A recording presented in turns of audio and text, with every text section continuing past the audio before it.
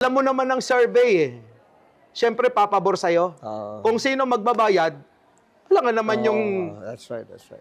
Alam nga naman iba mang kinabang. Ikaw nagbayad. Siyempre, papabor sa'yo. Survey ka sa makina, sa mga trolls.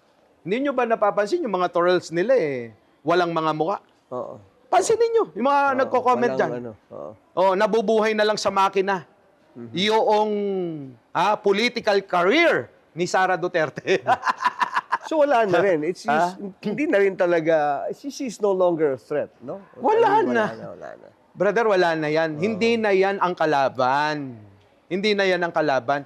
Kita mo naman yung numero ni Rapi Tulfo at saka ni Sara Duterte, pantay na. Kung silang dalawa maglalaban, hindi naman nagdedeklara si Rapi Tulfo, si Idol. That's diba? true. Si Senator Rapi Tulfo. At ngayon, sinisiraan nila.